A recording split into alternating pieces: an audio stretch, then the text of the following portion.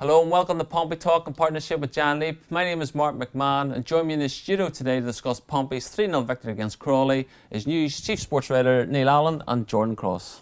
Just Jordan Cross. Just Jordan, thanks.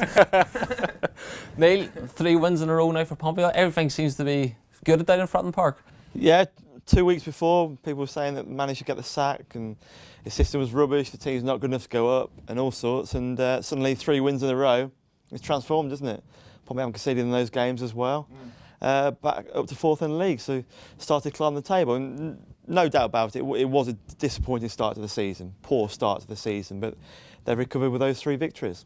And an excellent first half performance, Geordie. Obviously 3 goals.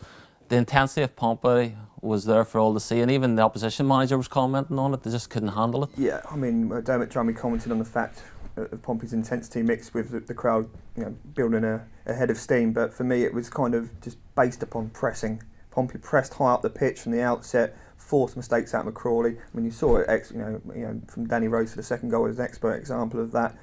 Putting the defender under pressure, winning the ball, and Gary Roberts profiting from that. But also there was a real pace about Pompey's passing as well, which there was a real zip about it. It wasn't pedestrian, and that created a number of chances. So started at a pace. Crawley never recovered, and it was really good to see Pompey going for the jugular from the outset. 2 goals in 12 minutes, and then the game was wrapped up and it was a comfortable second half. Not a great deal of chances, but Pompey were happy with that. Just to be able to see the game out and just kind of kill it professionally. In a late chance from Michael Smith, which he couldn't take, but no, it was really encouraging to see. And obviously, then despite what Cookie was saying about the hat trick of league wins, that he wasn't paying a great deal of attention to that. Mm-hmm. I'm sure that that was a factor, and that was talked about in the build up to the game. And it's encouraging, given what happened last season, to have that. And the back of today's paper, Neil, Paul Cook saying that fans are now starting to see his side's true capabilities. Do you agree with that there? Yeah, what interested me, obviously going with the 4-2, so the 4-2-3-1, which fans don't necessarily like at home, that really paved the way for the victory, because suddenly you've got 4 players, attacking players, putting pressure on their defence. They weren't very comfortable in the ball. So, and then they were pressing them, they were closing them down, they were smothering them, and Carl Baker talked about it as well, how they just had no time in the ball, their defence. They panicked, summed up by the second goal, obviously where Rose closed them down and got the tackle in, and Roberts leapt on it. So that system with 4 attacking players there worked perfectly against the style of play that Crawley arrived with. And so 4-4-2 wouldn't necessarily have had the same outcome. So for this game anyway, it worked, and it worked tremendously well, didn't it? I was going to ask, what formation did Pompey play? Because Gary Roberts was obviously well advanced from the midfield role, but he wasn't exactly a number 10, so to speak. So were Pompey playing with 2 up front, or was it 4-2? I asked Curtis Main that afterwards, and he said it's just Roberts just pushing on, basically. Again, just trying to pressure their defence. And second half, naturally, dropped off because the game was over and dusted at half time, wasn't it? Yeah. But first off, they just couldn't. They were panicking. The goalkeeper was panicking because Pompey would close them down. And keeper's kicking, by the way. I counted. There were 6 times he kicked the ball out of touch. Oh dear! I mentioned in my match poll. I saw one quip on social media about as he upset someone, someone upset him from the North Stand because he kept saying kick the ball towards them every time. But it was just bizarre. But that's through the pressure from Pompey, entirely through that, and he panicked. Yeah. As did their defenders. They didn't want the ball, and then they kept hitting it across. They just didn't want it at all because there's always someone there closing them down. Well, Neil mentioned Curtis Main there, Jordan. 2 goals from him. Are we again finally seeing a settled striker, somebody that Pompey can lead the line for Pompey? He did really reasonably well. He kind of led by example in terms of the pressing, really, and he really grafted and put a shift in. Obviously, there was a case for Michael Smith to continue or get a place in the team, given his hat trick during the week. But Paul Cook, when asked about that, said, well, the hardest thing was to actually not get Noel Hunt on the pitch as well. Mm-hmm. So there's good options there. You've got a quartet there, and obviously we're all thinking, and Paul Cook even indicated himself that it would be 2 strikers. And in the build-up, we were kind of saying which 2 would it be. Yeah. In the event, Curtis continues, and it'd be interesting to see how Cookie does play it moving forward now, because if he is looking at games in blocks and saying, well, it's horses for courses, and if Michael Smith scores a hat trick, it's not enough to get him in the starting 11. Will he then change it again? Even though like Curtis Main's got a couple of goals, so interesting stuff moving forward. But it'd just be intriguing to see how it plays out this weekend, given that Crawley came down, were expansive and had a go at Pompey. Yeah. And found themselves 3 goals down at the interval, given that most teams are kind of part of the bus, as we like to call it. And Paul Cook as well indicating it'd be a very different game against Wycombe. He was at pains to praise Crawley, and I'm guessing that's because they come down and did have a go. Exactly, yeah. Given, but I think Paul said himself that it's going to be a very, very different game against Wycombe, and obviously they, what they did last season, there was a lot of time wasting going on. So he was kind of alluding to that. Michael Smith obviously came on the second half, Neil. He burst through at one point, one-on-one with the goalkeeper. You were just down for him to score, but he didn't in the end. No, he missed. He missed. Yes. Big build-up though. He put it just past the far post, didn't he, really? It was his debate whether he would start the game, whether he's got the hat-trick in the week, he's in form clearly from that match, confident because it was a very good hat-trick. And but he stuck with Maine for a third successive game, and now Maine's got 3 goals in total for Pompey, isn't he? So there's so many options there now. And what about Guy Roberts? A superbly taken goal from him, and 4 in the league already this season. 4 goals, 2 assists. Yeah. So again, you're seeing his influence of a goal-scoring midfielder, haven't you? And it was a beautiful finish as well. Yeah. So yeah, Roberts again.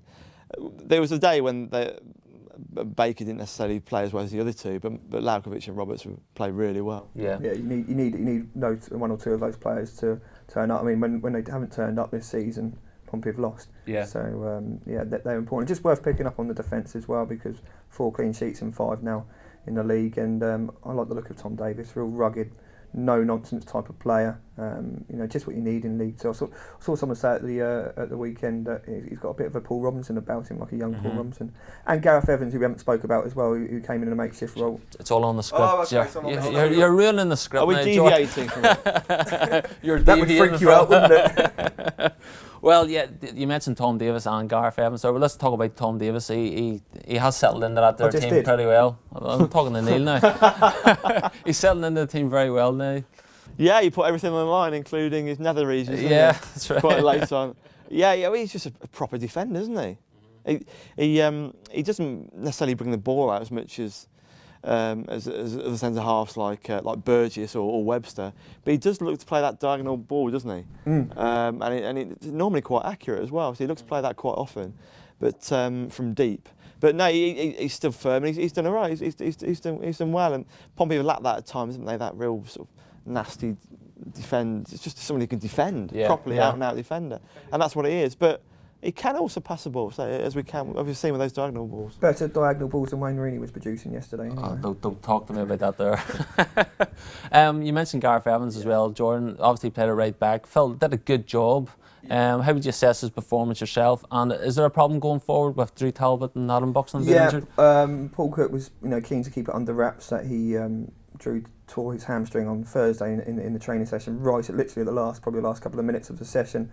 So there was kind of some agonising over who would fill in there, given that you got the youngster Calvin Davis not quite ready and Adam Buxton about a week away from returning. But Gareth Evans came in, and after kind of a fairly torrid opening few minutes, he got skinned a couple of times, and you're kind of thinking this could be a long afternoon for you, Gareth. Yeah. And he really grew into the game. He's really competitive. I mean, he's got great energy. We know that, and given that he's kind of feeling his way back from the injury, you were kind of a tad concerned, but that needn't be the case, because he really dug in, and there were some gritty moments getting back and kind of winning the ball, and you didn't think he necessarily he was favourite for the challenge.